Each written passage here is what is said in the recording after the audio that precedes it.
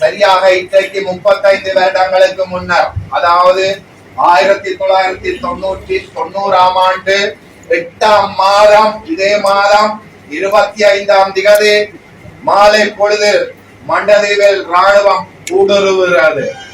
அந்த இடத்தில் மண்டதீவு, அல்லக்குட்டி, மங்கும்பான் பகுதிகளை சேர்ந்த நூற்றுக்கணக்கான இளைஞர்கள் கைது செய்யப்படுகிறார்கள். கைது செய்யப்பட்டவர்களில் இதுவரை 84 பேர் இதுவரை எங்கவென்றே தெரியவில்லை, காணாமல் ஆக்கப்பட்டுள்ளார்கள்.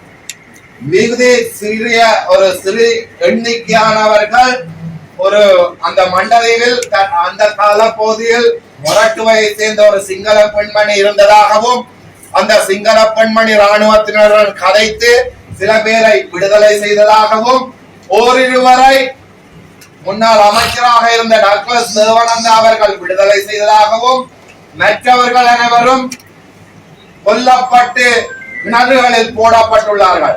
3 கிணறுகள் இருந்தது. உண்மையாவே மண்டதீவில் 3 மனித புதைக்குழிகள் இருந்த இடத்தில் மீள்குடியேறிய காலப்பகுதியில் மண்டதீவு கிழக்கு தெரு 1ஆம் வட்டாரத்தில் முத்துமாரி அம்மன் கோயிலுக்கு முன்னால் உள்ள கிணற்று வேலை செய்யும் போது அங்கே 6 மனித சடலங்கள், கைகள் கட்டப்பட்டு கால்கள் கட்டப்பட்ட நிலையில் 6 மனித சடலங்கள் கண்டெடுக்கப்பட்டன.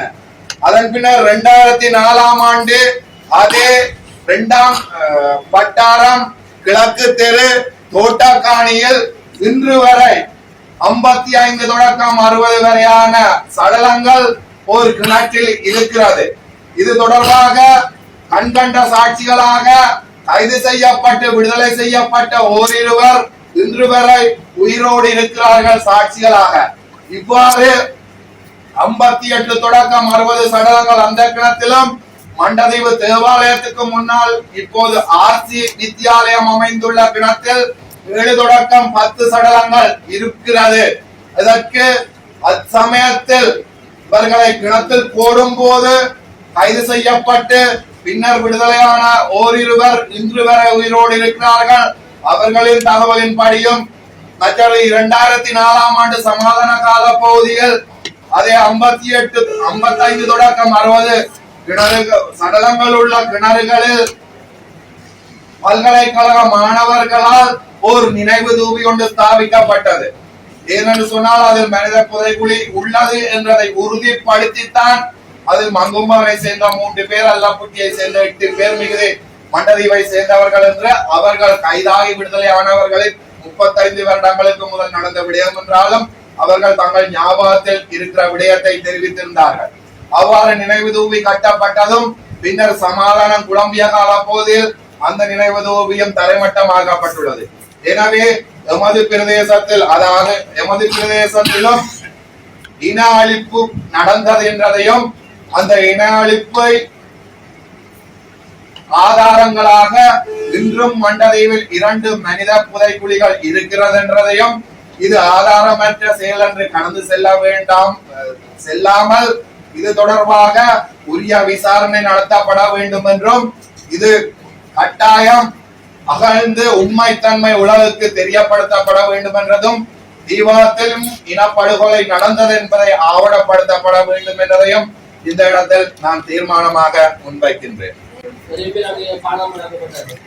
அந்த காலப்பகுதியிலே எங்களுடைய தேவாலயத்தை அந்த மக்கள் ஒன்று கூடி வாழ்ந்து கொண்டிருந்த அந்த காலப்பகுதியில் மக்கள் தந்தையினுடைய அனுமதி இதில் ஆணவம் அவர்களை அழைக்கும் போது மக்கள் அச்ச நிலையில் இருந்தாலும் செல்லவில்லை. ஆனால் பின்பு வந்து அப்போது திருவாடவருடன் அந்த ராணுவத்தினுடைய தளபதி அவர்கள் சென்று நாடுகள் குடியேற்ற அவர்களை மரணித்து போவதற்கு சூழ்நிலை.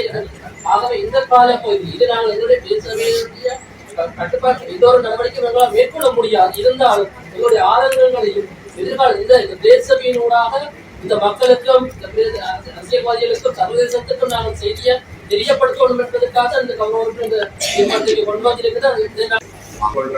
சம்பந்தப்பட்ட நீதி அமைச்சர் சொன்ன ஆதாரம் இல்லை, ஆதாரம் இல்லை மேற்கொள்வது. அதுக்காகத்தான் இந்த பிரேரணை நான் கொண்டு இது தீர்மானமாக்கப்படுற இடத்தில் நீதி அமைச்சரை இது போர்வர்ட் பண்ணி அடுத்த கட்ட நடவடிக்கைகளை நாங்கள் மேற்கொள்ள போகிறோம். நான் அல்லப்பட்டியை சேர்ந்தவன் என்ற முறையில் இவர் சொன்னது 100% உண்மையான சம்பவமாக தான் நான் கருதுகிறேன். அந்த காலகட்டத்தில் நாங்கள் கூட அந்த ஊரில் இருந்து எங்களுடைய உறவினர்களான ஆரிபி ராசா, ரமேஷ், சைமன் போன்ற அண்டேரி போன்ற எங்களோட இருந்தவர்கள் காணாமல் போனார்கள். மண்டதி வரைக்கும் கூட்டி சென்றார்கள். அப்பொழுது அந்த கோட்டையிலிருந்து சண்டை நடந்து கொண்டபடியால் நாங்கள் வேறு வழியாக யாழ்ப்பாணம் நான் அந்த டைமில் சென்று விட்டு ஆனால் கூட்டிக்கொண்டு போனவர்கள் மீள வரவில்லை என்பது உண்மை அந்த காலத்தில். ஆனால் அவர்கள் புதைக்கப்பட்டிருக்கலாம் என்று தான் நாங்கள் 100% நம்புகிறோம். அல்லபடியை சேர்ந்த மக்கள் அப்படித்தான் நம்பிக்கொண்டிருந்தார்கள். அதை ஒரு நல்லொரு சர்வதேச விசாரணை நடத்தி சக அமையங்கள் என்னுடைய தமிழ் எபிமார் சகல இந்த மனித இந்த நண்பர்களுக்கு என்னுடைய உறவினர்களுக்கு என்ன நடந்தது என்பதை உலகத்தை தெளிவுபடுத்த வேண்டும் என்று இந்த சபையில்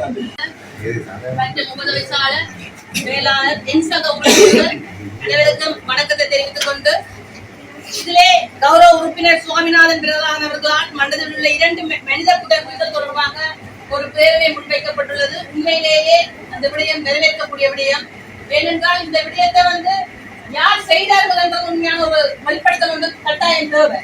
ஒவ்வொருத்தர் அரசியல் நேரங்கள்ல சாடி அரசியல் பிரச்சாரம் செய்து ஒருத்தர் அடிபட்டு கொண்டிருக்காமல் கட்டாயம் இதுக்கான ஒரு தீர்வு கொண்டு வர வேண்டும் என்றதுதான் எங்களுடைய விசனமும். அதே நேரம் உண்மையிலே பாதிக்கப்பட்ட அவர்களுக்கான பரிகாரம் ஒன்று கொடுக்கப்பட வேண்டும். இதுல கௌரவ உறுப்பினர் சேரி சேர்க்க கூடியிருந்தார்.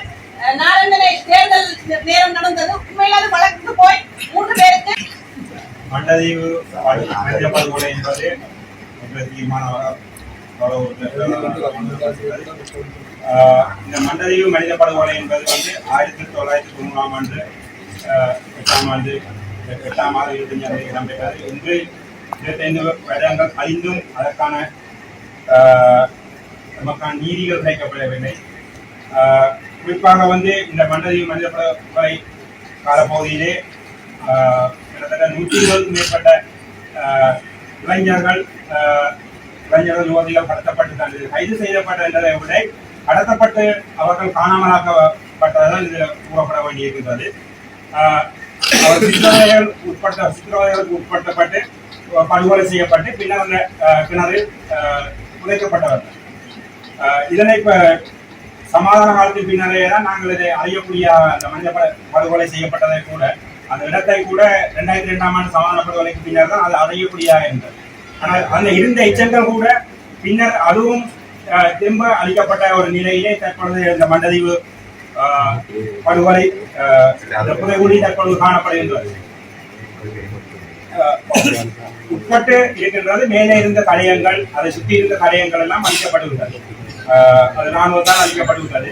எனவே இன்று செம்மணியிலே 1995ஆம் ஆண்டுக்கு பின்னர் இடம்பெற்ற மனித படுகொலை போன்ற ஒரு பாரியளவான இந்த படுகொலை 1990ஆம் ஆண்டிலே இடம்பெற்றுவிட்டது.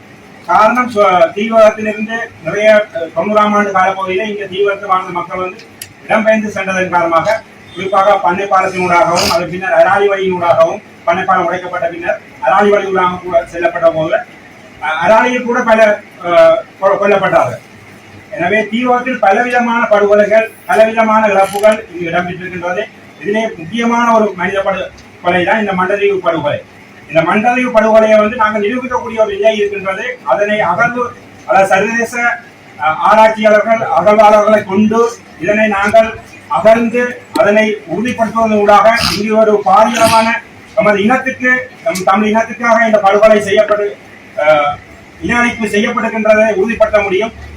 எனவே இதனை உறுதிப்படுத்துவதன் ஊடாக சர்வதேச நீதிமன்றத்தில் கொண்டு செல்லப்பட்டு இதனை செய்த இலங்கை இராணுவத்தினர் இலங்கை அரசாங்கத்துக்கான உச்ச தண்டனைகளை வழங்கப்பட வேண்டும். அதே போன்று இதை பாதிக்கப்பட்ட எமது இந்த தீவிர மக்களுக்கான அவர்களுக்கான இழப்பீடுகள், அதே போன்று அவர்களுக்கான பதில்கள் கூறப்பட வேண்டிய நிலப்பாடு இருக்கின்றது.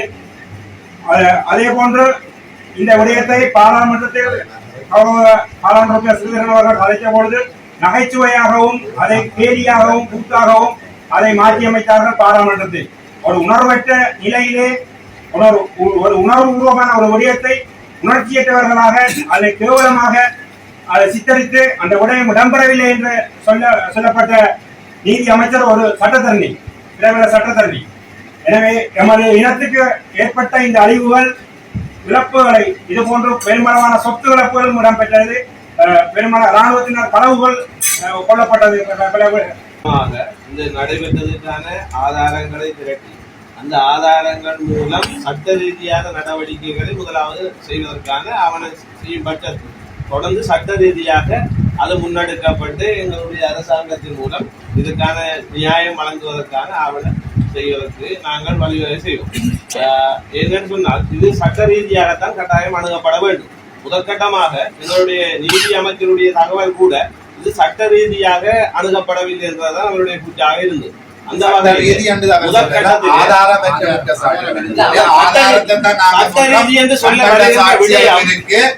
மற்றது இடமும் இருக்கு, இடமும் காற்றமன்றதுக்காகத்தான் இந்த ஆதாரங்களை கொண்டு போய் தான் சட்ட ரீதியாக வர வேண்டும்.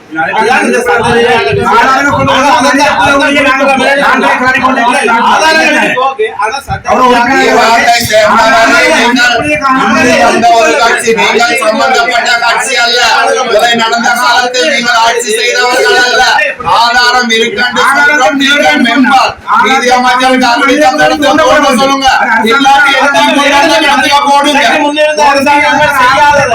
எங்களுடைய அரசாங்கத்தை கூட சித்துப்பாத்தி மயானத்துல இப்ப அந்த அகழ்வாரத்தில் நடந்து கொண்டிருக்கு.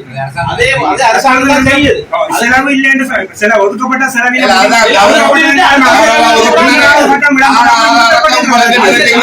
ரெண்டாம் செலவின முடிஞ்சு ரெண்டாம் கட்ட செலவினம் ஒதுக்கப்பட்டு நடைமுறையில் அதே போல இதுவும் அவர்கள் சொல்லுகிறார்கள் சட்ட ரீதியாக அனுபவம் எதிர்த்து கருத்து சொல்லவில்லை. ஆனால் எங்களுடைய அரசாங்கம் சட்ட ரீதியாக தான்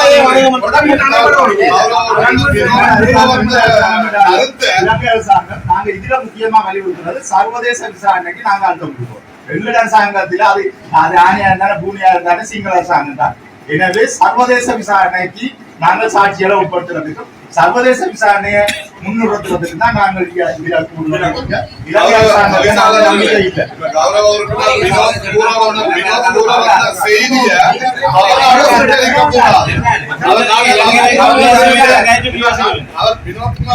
விஷயம் என்னென்றால் இப்ப கௌரவ உறுப்பினர் பிரகலாதன் கூறிய மாதிரி சாட்சிகளையும் தற்சமயம் உயிரோடு சாட்சிகளையும் ஆதாரங்களையும் முன்வைத்து நீங்கள் சட்ட ரீதியாக அணுகும் இடத்துல நிச்சயமாக எங்களுடைய அரசாங்கம் அதுக்கான நீதியை வழங்கும் என்றதான் கூற வந்தவரை ஒழிய இதை நீங்கள் என்ன சொல்றது அந்த கருத்தை திசை திருப்ப வேண்டாம். அரசாங்கத்துக்கு நீங்கள் கடந்த கால அரசாங்கங்களை பற்றிய கதை எங்களுக்கு தேவையில்லை. இப்ப இருக்க எங்களுடைய அரசாங்கம் கண்டிப்பாக சாட்சிகளோட நீங்கள் சட்ட நடைமுறை போனால் இதுக்குரிய நீதி வழங்கப்படும் எங்களுடைய அரசாங்கத்தால் என்பதை இந்த சபையில் தான் கூறுகிறோம். கூறப்பட்ட விடயம் என்று சொன்னால் ஆதாரங்களை நடவடிக்கை மேற்கொள்வதற்காகத்தான் முன்வைத்து ஏனென்று சொன்னால் பிரதேச சபையில் தீர்மானம் இருக்கு, சாட்சிகள் இருக்கு, போலீஸ் நீதிமன்ற நடவடிக்கைகள் போவர். அதுக்காகத்தான் இன்றைக்கு தீர்மானம் கொண்டாடப்பட்டது. அதுதான் கௌரவ உறுப்பினரே, பிரதேச சபை பிரேரணை இருக்கு, சாட்சி இருக்கு, இரண்டையும் கொண்டு போய் நான் சிவில் கோர்ஸோ ஏதோ போடுறதுக்காகத்தான் இன்னைக்கு இந்த தீர்மானத்தையே தீர்மானமாய் கொண்டாந்து சும்மா வச்சு தீர்மானமாக்கிட்டு இருக்கிறதுக்கு இல்ல.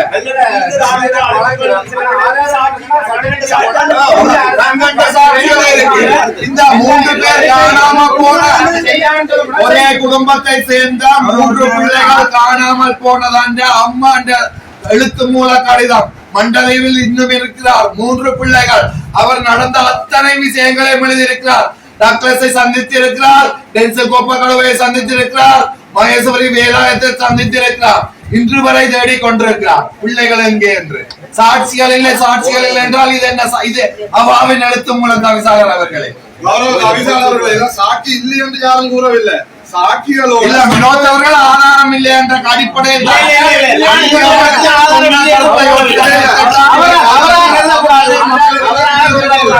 நான் எந்த ஒரு இடத்துலயும் ஆதாரம் இல்லை என்றதை சொல்லல. ஆதாரம்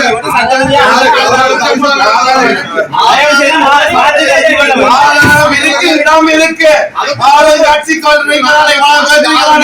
நான் காட்டுற இடத்தை குண்டுங்க,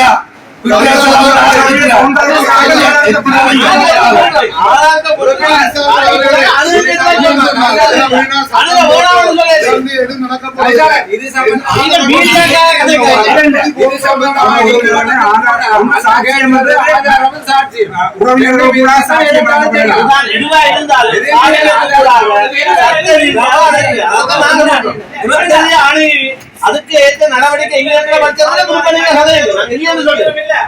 சாதாரணமாக நாம சொல்றது மனித பணிகளை தோன்றுவதற்காக ஆதாரத்தை பெற முடியும். சாட்சி இருக்குது. இரண்டாவது வந்து தோன்றப்படுவதற்காக சாட்சியை முன்வச்சு கேஸ போடுங்க. சாட்சியம் வச்சுதான் கலக்கு போட போறாங்க. நீங்க அதே கட்சியை சேர்ந்தவர்கள் செலவீனம் எடுப்பீங்கன்னா சரி, இல்லாட்டி நான் சொல்ற இடத்தை நீங்க தோணுங்க. அரசாங்கத்துக்கூடாக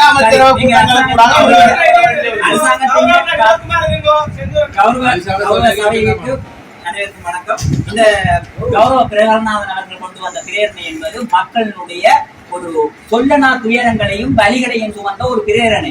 அதை நாங்கள் கேலி கூத்தாக வாத பிரதிவாதங்களுக்கு உட்படுத்தாது எங்களுடைய மக்களுக்கு நாங்கள் செய்கின்ற இறுதி வணக்கமாகவும் இறுதி மரியாதையாகவும் தீர்வாகவும் இருக்க வேண்டும். அவர்கள் விட்டு சென்ற பாதையை நாங்கள் தொடருவோம் என்று சொல்லித்தான் அவர்கள் கிணத்துக்குள் போகும்போது ஏதோ ஒன்றை நினைத்திருப்பார்கள்.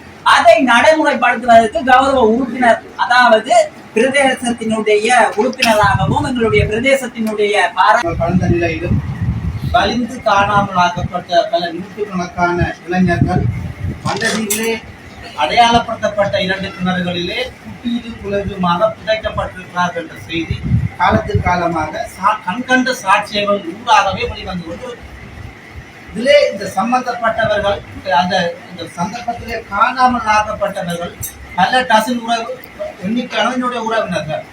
இந்த சம்பவம் நடைபெற்ற பொழுது நான் சிறு வயதிலே திருப்பனா கோயில் ஆலயத்திலே இருந்தேன். அங்கே வந்த அலைஞர் தான் சந்தேகத்தின் பேரில் அந்த வயதிலே இருந்த இளைஞர்களை அழைத்து சென்றார்கள். அதிலே என்னுடைய நெருங்கிய உறவினர்கள் பல பேர், ஒருவர் 2 இல்லை, டசன் கணக்கானவர். இன்று வரைக்கும் அந்த பெற்றோர் நம்ம பிள்ளைக்கு என்ன நடந்தது, உறவினர்கள் அண்ணனுக்கு என்ன நடந்தது, மாமாக்கு என்ன நடந்தது, மச்சானுக்கு என்ன நடந்தது, அந்த இந்த கண்ணீரும் கம்பளமாக தான் சொல்லி கொண்டிருக்கிறார். காலத்துக்கு காலம் வருகின்ற அரசுகள் சித்தாரான கருத்துக்களை புறந்தள்ளுவதும் கேலிக்குள்ளாக்குவது தான் கடந்த காலப்பட்ட இதிலே தொடர்ச்சியாகவே இந்த குறைவது தான். எந்த அரசியல் யந்திரம் எந்த மாற்றமும் இல்லை. சிங்கள பேரினவாத தேசியவாத கொண்டு அப்படியே தொடர்ந்து கொண்டுதான் இருக்கிறார். பாதிக்கப்பட்டவர்கள் அப்படியே தான் இருக்கிறார். பாதிக்கப்பட்டவர்கள் இந்த தமிழ் மக்களுடைய வழிகளை சுமந்தவர்களில் நாங்கள் எல்லோரும் இருக்கின்றோம். அதிலே 90ஆம் ஆண்டுகளிலே அதற்கு உட்பட்ட காலத்திலே இருந்து பல துன்பங்களை அனுபவித்தவன் என்ற வகையிலே 90ஆம் ஆண்டிலே இதே ஏழனை பகுதியிலே இருந்து இளையவனுடைய அந்த நினைவு நாளை கொண்டாடியதற்காக என்னையும் இங்கிருந்து வந்து கொண்டாடும் மீனவர்கள் 35 வரை வச்சு அவங்க போட் மூலம் பற்றி கடற்கரை வேளாங்கண்ணி துறை நடைபெறும். அதற்கு பிற்பாடு நமது இளைஞர் 2 பேர் தொழிலுக்கு போகும்போது செடியால் சொல்பட்டு சித்தர். அதனைத் தொடர்ந்து எங்கள் டிரான்ஸ்போர்ட் சந்தியில் செடியால் ஒரு பொம்பளை சொல்பட்டு, அதை தொடர்ந்து பல சம்பவங்கள் நடைபெற்றிருக்க போது நாங்கள் அகதியாக எட்டப்பட்டி மங்கப்பால் சாட்டி ஆகிய இடங்களில் இடம்பெற்று நாங்கள் அப்போது அந்த அட்டப்பட்டியில் நாங்கள் இருந்தாங்க.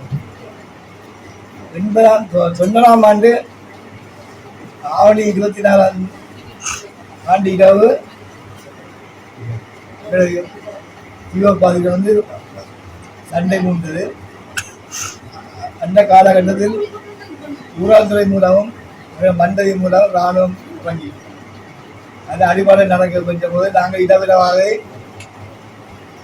நாங்கள் யாழ்ப்பாணம் போயிருந்தோம். எங்களோட மக்கள் வந்து விழிப்பியார் கோயிலில் வந்து எங்களோட மண்டதி கட்டப்பட்டி மங்கப்பா நாக்களை வந்து எல்லாரையும் நாங்கள் கவுண்டர் பண்ணி அங்கே வச்சுட்டாங்க. வச்சவரை எங்களோட இளம் வெடிக்கிறார் 15 பேரை தங்களுக்கு பேரை கண்டு தான் அவரை கூப்பிட்டோம். கும்பிட்டு அப்போ தாய் தப்பின ஆளால அப்படி கொண்டு விட்டாங்க. அது வந்து ஒரு வீட்டில் வந்து 3 பேர் சின்ன மாதிரி 3 சகோதரத்தில் பிள்ளைகள் வந்து அண்ணன்ற ஒரு பிள்ளை தம்பி என்ற பிள்ளை கணக்கு தங்கிட்ட 3 பிள்ளை 5 பேர் வந்து குடும்பம். அதை விட வேற குடும்பத்திலையும் வந்து ஒவ்வொரு பிள்ளைகள் அப்படி 15 பேர் 2 மண்டலை செஞ்சது. அதை விட எல்லப்பட்டி பங்குபால் செஞ்ச இளைஞர்கள் கூடாது. அன்பிரவு அடிவாழ்வு வந்து இப்படி 25ஆம் தேதி அடிவாழ்வு வந்தது. அப்பொழுதுதான் எங்களை மண்டல மக்கள் மட்டும் அந்த பண்ணிக்கிட்டு அதுதான் எல்லாம் கவனம் பண்ணி அவைகளை கூட்டிக் கொண்டு தான் மண்டலத்தை கொண்டு வச்சு அவைக்கு பிறகுதான் செய்த பிறகுதான் 25ஆம் தேதியப்புறம் அவர்களை கொண்டு தான் அந்த கிணறுகள் மூலம் இந்த மொழிகளிடங்கள் கொண்டு கொண்டு நாட்டு கொண்டு மூடிக்கணும். அது வந்து எங்களை ஒரு கோயிலுக்கு எங்களை தீவிராக கைக்கோயிலுக்கு வச்சு ஒரு ஆளை சுடுவது அதை விட பங்கத்துக்கு 2 ஆக்களும் சுட்டு அவர்களுடைய கண்டிப்பெல்லாம் போட்டு 2 வரை அந்த இன்னைக்கு வந்து 10-12 படிகள் வந்து இளம் படிகள் இன்னும் வந்து ஆக்கள் எங்கேன்றே தெரியாது. இன்றைக்கு வந்து தாய் தப்ப இன்றைக்கு தெரியுது இது முடியும். வந்து ஒரு ஆக்களும் அதை புளி வச்சு அதை கொண்டு துடிக்கப்பட்ட ஆக்களும் சார்ந்து இருக்கலாம். இடம்பெயர்வின் போது அல்லப்பட்டியிலிருந்து காணாமல் ஆக்கப்பட்ட உறவுகள்ல எனது மாமனார் உறவுகள் என்னதால் அதிலே எனது வலி என்னவென்றது எல்லோருடைய மக்கள் உறவுகளை தொலைத்த மக்களுடைய வலி என்னவென்று தெரியும். ஆகவே நாங்கள் இந்த அரசாங்கத்தில் இருந்து கொண்டு நாங்கள் இந்த தீர்மானத்துக்கு எதிராக செயற்படுகிறோம் என்ற ஒரு தவறான ஒரு புரிதலை இங்கே கொண்டு வர வேண்டாம் என்று கூறிக்கொண்டு கடந்த கால அரசுகள் செய்த இதுகளை கூறிக்கொண்டிருக்கின்றீர்கள் என்னென்னு சொன்னால் இதுக்கு எதுவுமே தீர்வு வழங்கப்பட மாட்டாது. அதாவது அதுல வந்து எங்களுடைய கௌரவ உறுப்பினர் ஹாஜிபன் சொன்ன மாதிரி சிங்கள இதன்னு சொல்லி இங்கே வந்து இனவாதத்தை மீண்டும் மீண்டும் விதைக்க வேண்டாம் என்று இந்த சபையில நான் இனவாதமற்ற ஒருவர் பொதுவாதம் பேசியிருக்கிறார். அவருக்கு நான் ஒரு தமிழனாக என் இனத்தை சார்ந்தவனாக என் இனத்தின் வலியை உணர்ந்தவனாக வேறொரு இனம் என் மீது அடக்குமுறை மீது நான் பட்ட அவமானமும் வெறுப்பின் விளைவாக கடந்த காலங்களிலே இனம் சந்தித்த கசப்பான அனுபவத்தின் உண்மையாக நான் அந்த அடையாளப்படுத்தி இருக்கிறேன். அவருடைய பார்வையில் அது இனவாதமாக இருக்கலாம். என்னுடைய எண்ணத்தினுடைய பலி அதை அவர் புரிந்து கொள்ள வேண்டும். தொடர்பான விடயத்தை முதலிலே சபையில் என்னிடம் அதை மாதாந்த கூட்டத்திலே பிரேரணையாக முன்வைகள் என்று சொன்ன போது இது சபை கூட்டத்தினுடைய அதிகார வரம்புக்கு அப்பாற்பட்டு இருந்த போதிலும் எங்களுடைய தீபக மக்கள் அடைந்த வலியை வெளியிலே கொண்டு வர வேண்டும், அதற்கான நியாயம் கிடைக்க வேண்டும் என்ற அந்த ரீதியிலே எங்களுடைய தீபக மக்களின் உணர்வுகளை புரிந்து கொண்டவர் என்ற அடிப்படையில் இந்த பிரேரணையை நான் சபைக்கு எடுத்திருந்தேன். ஸோ இங்கு கூறின அனைத்து உறுப்பினர்களும், அதாவது இதில் இந்த கலந்துரையாடிய தங்கள் கருத்துக்களை கூறின அனைத்து உறுப்பினர்களும் ஒருமித்த கருத்தாக இந்த மனித புதைகுழியுடைய விசாரணை என்பது நடத்தப்பட வேண்டும், அந்த மனித புதைகுழியானது தோண்டப்பட வேண்டும் என்றுதான் எல்லாருமே உங்களுடைய கருத்துக்களை கூறியிருக்கின்றீர்கள். கௌரவ நாடாளுமன்ற உறுப்பினர் ஸ்ரீஞான ஸ்ரீதரன் கூட பாராளுமன்றத்திலே கதைத்த போது ஆதாரம் இல்லாத கதைகளை இங்கு கதைக்க வேண்டாம் என்று சொல்லி அதை கொச்சப்படுத்தி இருந்தார்கள், கேலி செய்திருந்தார்கள். ஸோ அதற்குரிய ஆதாரத்திற்கு வலி சேர்க்கும் முகமாக கௌரவ உறுப்பினர் பிரகலாதன் கொண்டு வந்த இந்த பிரேரணையை நாங்கள் ஒட்டுமொத்தமாக ஏற்றுக்கொள்கிறோம். அந்த வகையில இது தொடர்பாக நாங்கள் இங்கு கலைத்த விடயங்கள் அனைத்தையும் சம்பந்தப்பட்ட தரப்புகளுக்கு எழுத்து மூலமாக நாங்கள் அனுப்புகின்ற செயற்பாட்டிலே நான் ஈடுபடுவேன் என்ற இந்த இடத்திலே கூறிக்கொண்டு இது சம்பந்தமான அந்த விடயத்தை தொடர்ந்து செய்து கொள்வோம்.